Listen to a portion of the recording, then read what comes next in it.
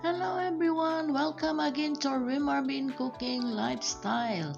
Sa araw na ito, gagawa naman tayo ng masarap na ulam. Dahil marami tayong romaine lettuce para hindi mabulok, gagawin nating masarap na ulam para sa ating mga kasama. Ito ang ating mga sangkap. May romaine lettuce tayo dyan, sili at saka ang red pepper, bell pepper, tuna. Una nating gayatin ang ating romaine lettuce. Yang ganyan lang yan kasi ito pwede naman itong makain na hilaw.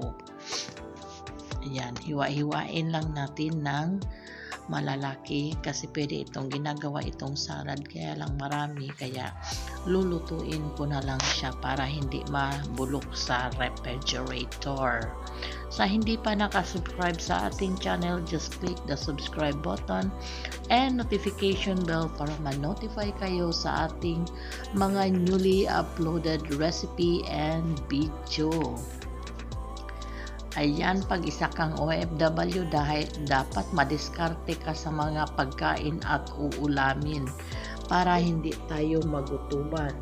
Yung iba nagsasabing wala daw pagkain, kaya kailangan diskarte lang yan. Pag ganitong maraming gulay, gawa ng paraan para may ulam.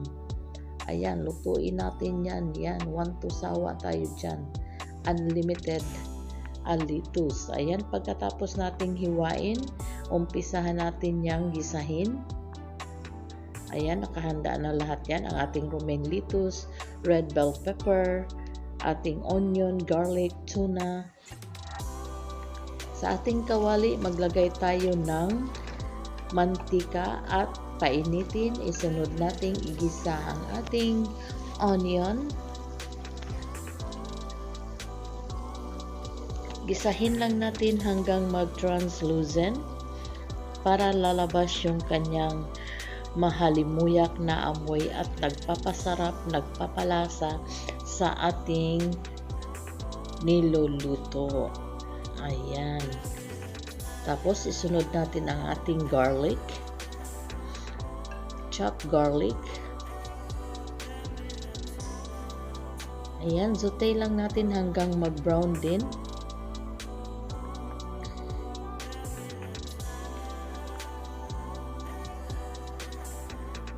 Ayan mga ka-OFW.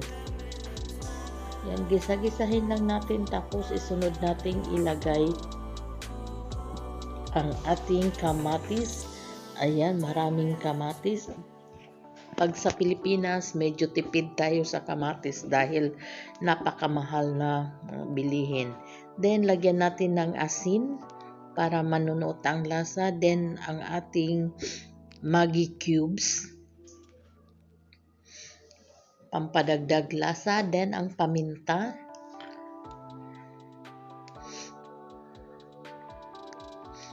Ang ating MSG or tinatawag natin na Ajinomoto. Ayan, atin lang yan siyang isote. Then ating isunod ilagay ang ating 2 can na tuna.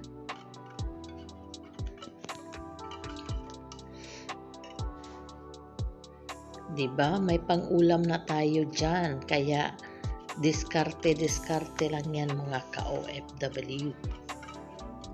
Kailangan madiskarte tayo. Tinatawag nilang madiskarteng OFW.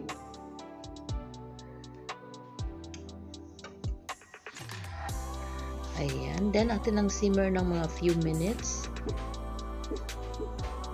Then, maglagay tayo dito ng sili. Then, maglagay tayo, add tayo ng potato. Ang ating potato, hiniwa ko lang yan ng pahaba. Yan, natin lang siyang halu-haluin. Tapos, isimmer lang natin siya hanggang medyo lambot lang yung kanyang potato. Huwag din masyadong lutuin kasi pag sobrang luto, pangit na, hindi na crunchy ang ating kinakain. Pangit na kumakain tayo ng mga overcooked na food. Hindi na siya healthy. Ayan, tingnan natin ang patatas. Okay na yan ang patatas, malambot na.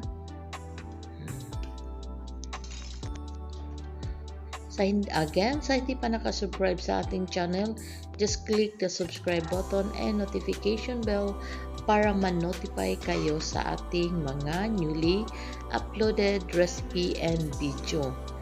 Ayan, nilagyan natin siya ng sili, pangpatanggal din yan lang sa ating tuna. Then magdagdag tayo dito ng red pepper and yellow bell pepper. Ayan, to enchant the flavor din sa ating niluluto. O diba, sa kulay pa lang at itsura, katakam-takam ng kainin. Pwede itong kainin, papakin lang na puro-puro. Kahit wala ng kanin, sa hindi mahilig ng kanin o sa mga vegetarian, ito pwede ito na ayaw kumain ng karne. Ayan. Tapos isunod natin dyan ang ating romaine lettuce. Isunod na natin. Ayan. Overload ang ating gulay. Napakasarap yan kainin. Yan, then atin lang siyang i-mekos-mekos. Mix-mix lang natin para mag-well combine ang ating mga gulay at saka ang ating tuna. Ayan, mga ka-OFW, mga kabayan, mga kabebe, mga friends and relatives.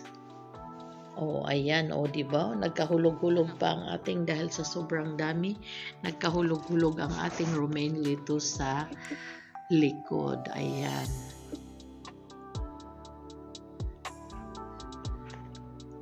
Ayan, pag ganito na yan siya, pwede na yan siyang iserve.